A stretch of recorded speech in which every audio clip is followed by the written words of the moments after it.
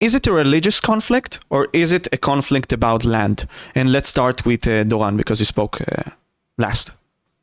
So here's the thing. It's kind of both by definition, because even if you were to say that it's a religious conflict, then you would have to say that it's a religious conflict about land, right? And if you were to say that it's a purely realpolitik conflict, then you would also have to say that it's about land. So either way, it's about land. The only question is, does religion play a significant part in it or not? I would have to say that it does, for several reasons. Indeed, the first Zionists were secular, as Destiny, of course, knows. But if we were to think about what led these early Zionists to, well, Zion, right, to Israel, Palestine, as it was called under the mandate, then you would have to come up with religious reasons. In addition, the main push behind the great powers that backed the early Zionists, for example, the early British or even certain movements in America, they were, many of them, Christian Zionists, right? If we think about Arthur Balfour or even, the prime minister at the time, what was his name? Chamberlain? No, never mind. But the prime minister of when the Balfour Declaration was issued, he was also a religious Zionist from an evangelical perspective. And from the Arab side, we have to think about, the whole movement with Haj Amin al-Husseini and all of these superstars that, of course, viewed the conflict in terms of religion. So I think we would have to conclude that it's very religiously based. Stephen. Yeah, everybody hates me on this, even my own audience. I feel like the religious part is an incredibly minor part. I don't think it is that relevant. I think that anytime you have two groups of people and they're going to fight over especially land, any difference is going to come out. If there was a group of people who only played PlayStation and a group of people who only played Xbox, and the PlayStation people tried to go live where the Xbox people were, they would start fighting. And at some point, they would bring up the fact that their console is better than the other console. I think that for Arabs and Jewish people, for Muslims and Jewish people, it's the undertones are a lot more expressed, that's for sure. And I definitely think that there are aspects of it that at times it seems more religious. After 67, I think that people felt a lot more religiously driven, having the opportunity to live in the West Bank again, or the historic lands of Judea and Samaria. I think that in the year 2000 onwards, Hamas definitely takes a more kind of extremist bend. But I feel like it's kind of funny because I look at especially the Arab side, and I feel like this concept of Arab unity or this concept of global jihad, it's a thing that they talk about, and then it's a thing that people in the West like to point at, but it's always been kind of an illusion. Ever since the fall of the Ottoman Empire, I feel like there's always been this kind of illusion that all of the Arab states or all of the Muslim states are united in this fight, but not really. They're human and they can be extricated from this conflict in a way where, Western leaders are appeasing them, whether we're talking about Sadat in Egypt and a whole bunch of money from the US, in 79 to make peace with Israel, whether we're talking about the fact that a lot of these, your Hashemite family and, in Jordan or a lot of your Gulf states, a lot of these monarchies are here because, the West favors them and backs them and kind of has them there. I feel like there's so much going on politically and so much going on with land that it would be stupid to say there's not some kind of religious undertones, especially with some of the rhetoric, with some of the killings, with some of the ways that people talk about it and view it. But I think it's largely stems from this kind of land conflict is how I feel. I would say, and then my biggest justification for that was I'd say if it was as religious as some people want it to be, and I'm not saying you are saying it's super religious, but some people are like, oh, it's definitely a holy war. I think if it was, I think you'd be seeing way more participation from surrounding Muslim states, surrounding Arab states, and you don't really see that participation that much. I feel like, especially now, over the past 30 years or whatever, generally most of them just want to kind of move on and build their economy and work with the US and blow up Iran and stuff, and they don't want to be involved in this conflict as much. That's my feeling, at least. Can I push back on that? I think that whatever you want. Yeah. Okay, so I think a lot of what you said is correct, but I think you're not giving enough credit for the religious background, and I would like to cite some examples of how I think it's more religious than you make it seem. So you spoke about ever since the collapse of the Ottoman Empire. Let's add some context to our viewers and listeners here. The Ottoman Empire was essentially the last caliphate when Ataturk, like the great modernizer of Turkey, abolished the caliphate. It was like this huge disaster for the Islamist world, shall we say, in a sense, who believed that there should still be a caliphate. And it was viewed, the whole thing with the defeat of the Ottoman Empire and its gradual decline over the maybe centuries before that, that was seen as a huge tragedy by the Muslim world. At that time, there was this very well-known and popular line of thinkers active in Egypt at the time, which was, of course, an important center for Islamic thought.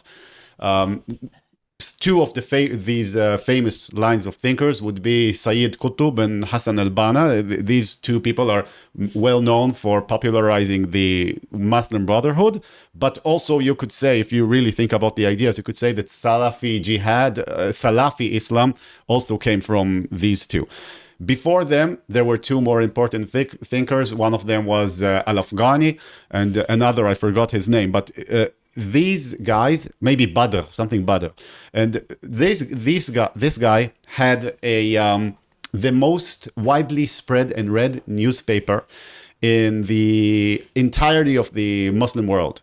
So he was basically the one who sets the tone, right, in the Arab world, which was newly becoming partitioned into states, right? And because up until then it was the Ottomans, and then it was this dream of Arab unity under the Hussein McMahon letters, and then it became nationalized, right? You would say, at least the elites would try to keep it nationalized. The common folks maybe don't like it so much, but anyway. These guys, that line that led to the Muslim Brotherhood and to Salafi jihad, when they spoke about the Jews in Palestine, they would refer to them as a humiliation to the Islamic Ummah. And we're talking like way before Israel was established, right? In the first waves of Zionism, that the weakest people on earth, the Jews, they come into this land and, they're buying lands from the Arabs who are selling it to them. And this presence of Jews in that land, I guess you've heard the expression, Bait Dar al-Islam, right? In the land of the Muslims, shall we say. Okay. This presence of these Jews there and this gradual takeover is a humiliation for the entire Ummah. And these people were the most widely read people in the Arab world. They were like the biggest streamers, let's say, by far.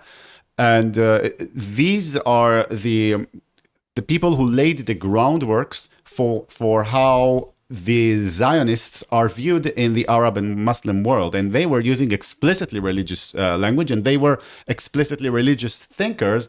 And of course, the final nail in the coffin of proving that they are religious thinkers is that these are the spiritual fathers of the Muslim Brotherhood and the Salafi Islam. Yeah. Okay. So I don't know how much we might get into heavy disagreement here. So one of the things that when I'm kind of like analyzing the history of really anything, I feel like there's kind of like of two minds or of two worlds you can be in. So in one world, we understand this in a modern sense, but I feel like some people don't give it any credit in the historical sense. People say a lot of stuff for a lot of reasons. Like if I were like giving a fair, what I would say is a fair take on, for instance, the 67 war, people will be of two minds of this, saying that Israel started it, they preemptively struck for no reason. And then on the other end, people say, well, Israel started it because, Egypt gave every intention that they were about to start war again. They, repeated some of the same actions that led to the, prior conflict a decade earlier, blocking off the Straits of Tiran. When I look at it and I look at everything that's going on, when I look at, Nasser's statements to the Arab trade unionists, everything else, and, all of the crazy things he was saying, it looks to me and it feels to me like these are things that he has to say to keep the Arab street happy while also trying not to go to war because he knows he's going to lose. Like a politician would?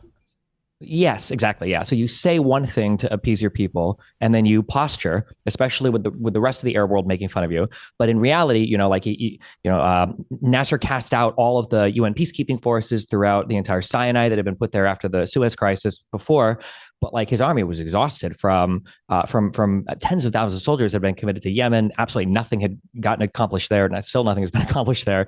And he just wasn't in a position to fight at all. But like from the Israeli side, like I could see, well, of course, this guy is saying crazy shit. It sounds like he's, everybody's about to take us out, and we have no friends, really. And so I understand from both sides, but when I look at the actions, when I look at like what's actually going on, I feel like the people can say one thing, but it doesn't feel like that thing is actually there as much as they might want it to be, or they're almost trying to speak it into existence, or they're trying to posture. So going back to, what any Islamic spiritual leader might say, out of Cairo, they might say a thing about Islamic unity.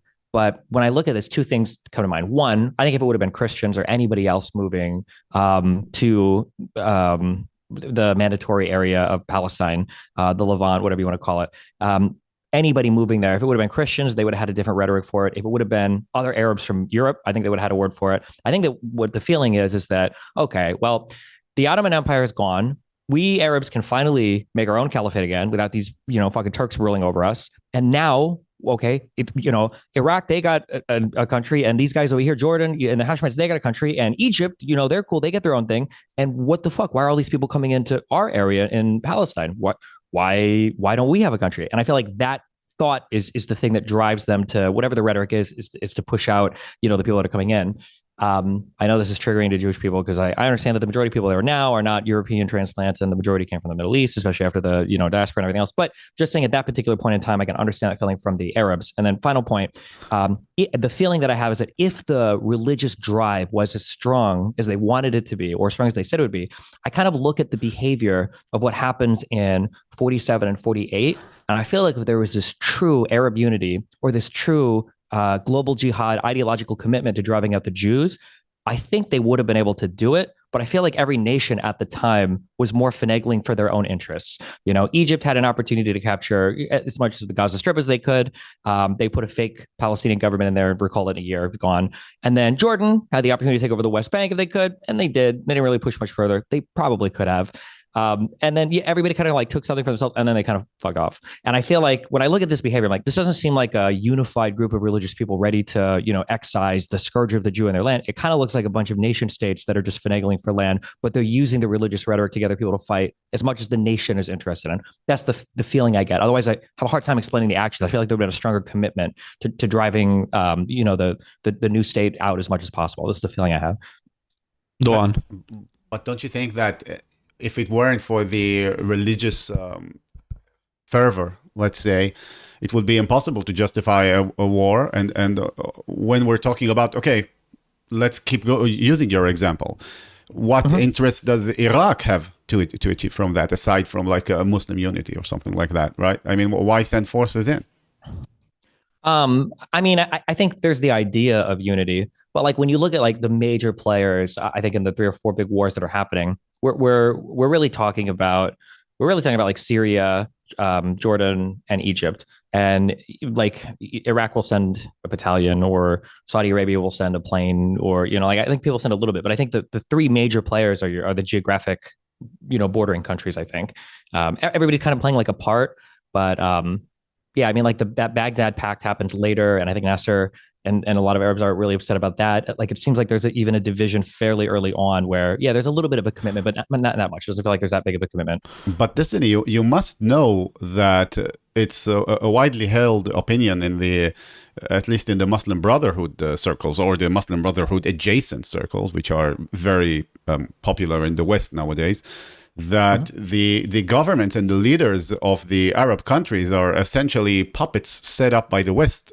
from their inception, and that they're extremely unpopular by the common folks, shall we say, who are way more Islamic than them, right? And that if the people were to really have a democratic free choice, they would elect a Muslim Brotherhood representative to rule over them, as happened in Egypt, for example, with Morsi.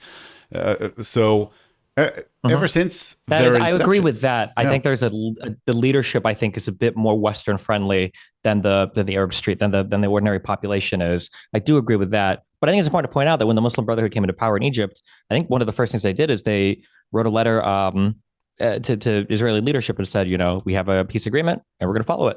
which is what you would expect a nation state to do, and you might not expect like a religious extremistly driven organization to do. So I feel like it's important to note. It is, I agree, but I also think that it hasn't been enough time to really know like what would happen. And of course, part of the treaty between Egypt and Israel saw the US, maybe I should say cleverly, bankroll the Egyptian security apparatus to such an extent that makes Egypt basically reliant on its normalization of relations with Israel to keep on the US's good side, because in Egypt, the security apparatus is, and not only in Egypt, but actually in most countries on earth that are not, well, pretty much hellholes, the security apparatus is turned inwards rather than outwards, right? So towards their own population and to stabilize the government. So Sure. I would say Good job, US. That's good. Well, yeah, I guess Good it's job, a US. Good imperialism, but good imperialism. Although I guess many of your streamer friends would differ, but well, maybe not your friends, but we can maybe we can discuss that later. Yeah, I do agree that religion is definitely like a factor. But like I said, yeah, I think if it would have been Christians, do you feel that way? Like if it would have been Christians, it probably would have been the same response, basically. I don't know if it would have been exactly the same. Okay, so in theory, probably yes, but in practice, no, because it wouldn't be so easy, so tempting to try and turn the Western world against it. because it's Judean Christian like values. No, because you try, because if it's Jews, then they're not exactly like the Western people, and then it's easier to try and separate them or something like that. Okay, Stephen. Wait, can you explain that a little bit more, or turn them against who? What do you mean by that? So let's discuss. I'll give an example of specifically what's been happening in the last couple of years. This whole thing of trying to make it seem like the Jews are actually the enemies of Christianity in a sense, right? They're not like us. They're not from us. Like this attempt to isolate the Jews from the Christians of the West. Mostly today it's mostly done on the right, because on the left it's done for different reasons and justifications. This attempt to isolate the Jews wouldn't have been possible if Israel was a Christian country, for example. Maybe, yeah. It's hard to say. It is. It's hard to say. Maybe. I think, yeah. There's a double standard when it comes to a lot of stuff. I'm a very big atheist person. Okay. So I'm not trying to cover too hard for one religion or another, but like, just because of the Western world. Destiny, you are stuck. We cannot hear you, brother. You should tell the audience that there was a cut with the internet, and there was no shady stuff. Yeah, there was a cut. We didn't rearrange shit. We're good. Steven is with us. I brought up a really good point. They both started screaming. Hey, don't blame us like that. They just said they were going to edit out the last hour of the discussion. I don't know what's going on here, guys. That's filthy by you, Destiny. Sheesh, yeah. Steven. Okay. Sorry, my internet dropped. I'm back. Okay. So as an atheist, I don't try to like carry water too much for any, extremist religious people or whatever. But I will say that in the West, whenever Christians can say some stuff that if like Muslims are saying it, we would be like, wait a second, that feels very strange. So like in the West, Donald Trump is a really great example of this. I don't know how much you guys, if you guys are Israeli, you might like Donald Trump. I don't know. He's a funny person. Okay, we'll go with that. But it's very obvious, regardless of what you feel about him, that Donald Trump doesn't care at all about Christianity. Okay, this guy is not a religious man, doesn't know anything. He said he read the Bible. What are you talking about, Stephen? Yeah, his favorite book. Yeah, but he'll invoke the Bible sometimes when he talks about like, this is the best book of the world. I've only written the second best book. He'll make all these references to God and everything. But I think if anybody was honestly looking at the United States, like, would you ever say the United States is embarking on a holy war? Probably not. I don't think that that's really the driving thing in the U.S., even though religious leaders sometimes will speak to it a lot. I think George Bush said that he prayed to God before, invading Iraq the second time. And, is it a religious war? I don't think so. But I think it's the thing they say to kind of like, weaponize it to get some of the people hyped or whatever. Now, I think in the Muslim world, especially given, Islam has a greater capacity for the formation of a state in a more official, religiously supported capacity, like it's definitely different. But I think that, wait, what was this that I wanted to explain that? And then this was in response to what was the thing you said right before? That The difference of religions. Like if, for example, this war was with Christians, I think that's why what we discussed. I said that it's possible to isolate the Jews more easily. Yeah. It is possible to isolate the Jew. Oh God, I feel like there was something specific I was responding to, and I wanted to make that distinction between Christianity in the West versus Islam, to where we will never say things are like religiously motivated in the West, even though they're using a lot of religious rhetoric. But it feels like for Islam, anytime an Arab state is using any kind of religious rhetoric, people will say that it's fully on, like that's a holy war. They're definitely religiously motivated. But when then I look at the actions on the ground, like you hear this thing over and over again, the Al-Aqsa Mosque, the Temple Mount, this is the third most holy site in Islam, and that's why it's so important to protect it. And it's like, well, nobody is. Like, I think that if but Israel would find a way to, that's patently false. I mean, when people are carrying out what they call martyr operations. I mean, in Arabic, suicide bombing is literally called a martyr operation, right? So if they literally do that with the promise of paradise, I think your thesis is wrong, because you're saying that the actions on the ground don't match religious motivations, but I think they clearly do, because people are literally killing Jews and willing to die to kill Jews, right? Yeah. But which people are killing the Jews, though?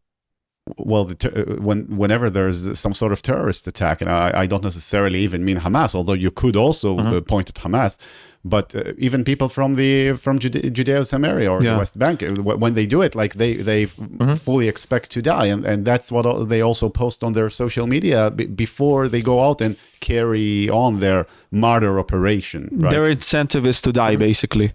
Not necessarily, but they expect to die. I think that, and I agree that there are definitely, maybe religion can drive that particular behavior more, but it's not all Muslims that are invested in that type of attack in the West Bank. It's in Judea Samaria. It's Palestinians. It's people that live nearby, right? It's the geographically, close people. So I feel like if it was if it was a martyrdom thing that was the global jihad that Hamas wish it would be, you'd see so much more participation from surrounding Arab states. And I feel like you just don't see that, or surrounding Muslim countries. I feel like you just don't see that as much. So people will pay lip service to it, but at the end of the day, it's just the people nearby that are fighting for, I viewed somewhat territorially. Yeah. But Destiny, you see it exactly from the actors that you would expect to see it from. I mean, who do you not see it from? You do not see it from the Muslim states that are governed by Western-friendly nations, right? States like Egypt, states like Jordan, states like, I guess you might even start to say Syria, although it's too early to tell. But Saudi Arabia and all that, what they have to do is manage their internal PR, oftentimes by using their state-owned media, right? Manage their PR internally to justify not going to war with Israel. That's what they have to do towards their own population.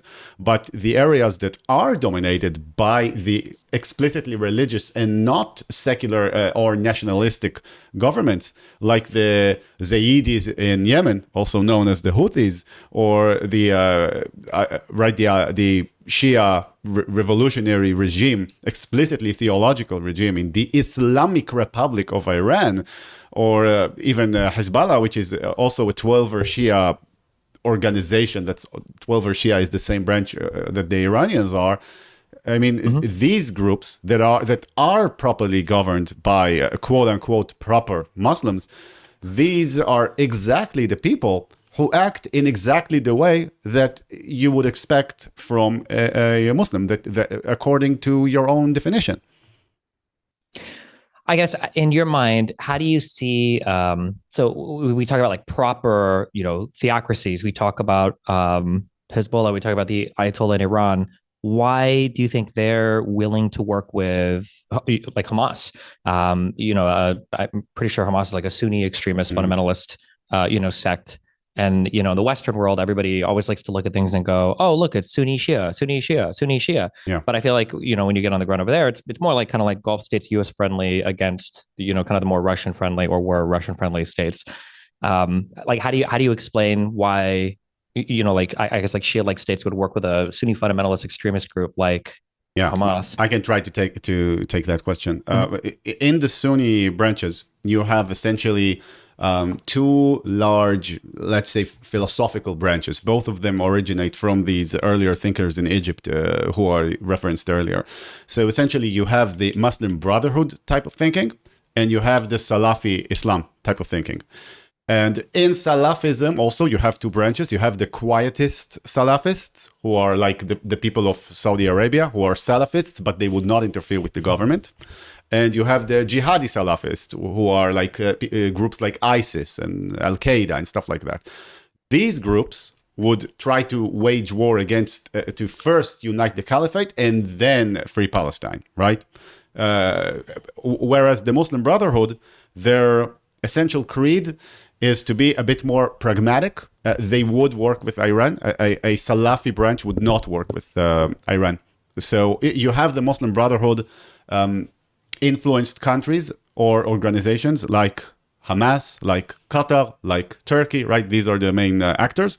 You have the quietist Salafist factions like the UAE, like Saudi Arabia, and you have the jihadi Salafist factions like Al-Qaeda, like ISIS, like HTS, which is the organization that is now the government of Syria, but it remains to be seen in what directions they go, right? So we'll keep that quiet for now. So a Muslim Brotherhood branch would work with the Shiites, whereas the Twelver Islam branch that currently rules Iran would cooperate also with anyone who helps it basically defeat its main geopolitical rival, which is Israel. But we also have to take into account that aside from in Israel, I mean, in Israel, they worked with whatever they had, which is Hamas, right? But in other countries and places, like in Lebanon, they were backing the other 12er Shia organization, Hezbollah.